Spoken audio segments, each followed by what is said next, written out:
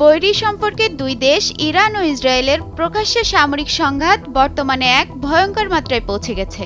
আকাশপথ নয়, বরং ইরানের উপর হামলাটা শুরু হয়েছিল স্থলপথ ধরেই। সাম্প্রতিক এসব হামলায় গুড়িয়ে দেওয়া হয়েছে ইরানের ৩টি অতি সুরক্ষিত পারমাণবিক স্থাপনা। কিন্তু প্রশ্ন হলো, এসব স্থাপনার গভীর পর্যন্ত হামলা এত নিখুঁতভাবে কিভাবে সম্ভব হলো, আর কিভাবে ইরানের ভেতর গোপন ঘাঁটি গড়ে তুলল ইসরায়েলি গোয়েন্দা সংস্থা মোসাদ।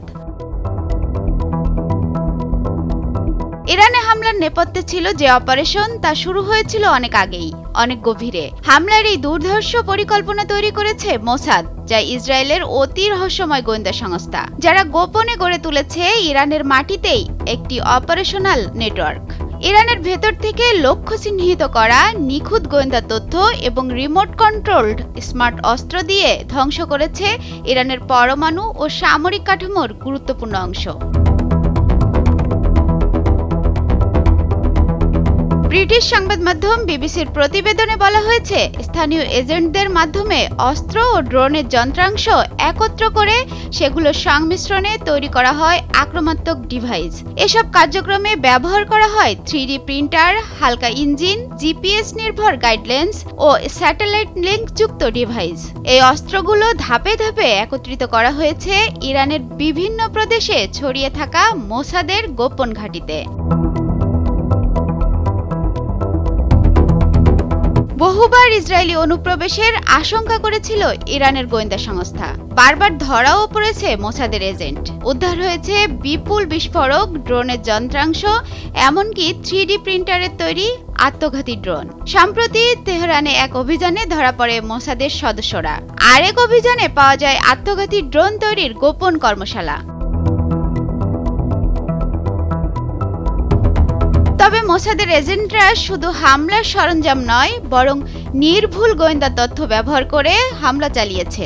শুধু সামরিক ঘাঁটি নয়, মোসাদের নিশানা ছিল ইরানের সিদ্ধান্ত গ্রহণকারী ব্যক্তিরা, দেশটির সামরিক কমান্ডো সেন্টার, ক্ষেপণাস্ত্র গুদাম, এমনকি কর্মকর্তাদের বাসভবন লক্ষ্য করে হামলা চালিয়েছে তারা।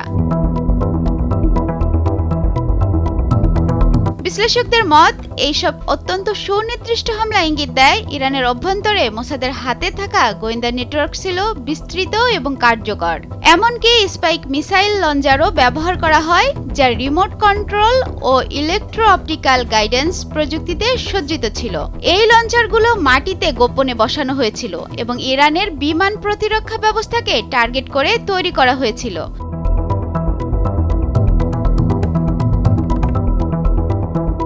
বিশেষজ্ঞরা বলছেন, এভাবে অভ্যন্তরীণ হামলার প্রস্তুতি একটি নতুন মাত্রা যোগ করেছে আধুনিক যুদ্ধবিদ্যায়। ইরান সরকার ইতোমধ্যে তাদের কর্মকর্তাদের নির্দেশ দিয়েছে স্মার্টফোন, ল্যাপটপ, স্মার্ট ওয়াচ ব্যবহার না করতে। এই নির্দেশ শুধু সরকারি কর্মকর্তাদের জন্য নয়, সাধারণ নাগরিকদের জন্যও। কারণ মোসাদ শুধু অস্ত্রই নয়, গড়ে তুলেছে এক সাইবার নেটওয়ার্ক, যা নজর রাখছে ইরানের উপরতলার যোগাযোগেও, যা আধুনিক গুপ্তচর বৃত্তির এক জ্বলন্ত উদাহরণ।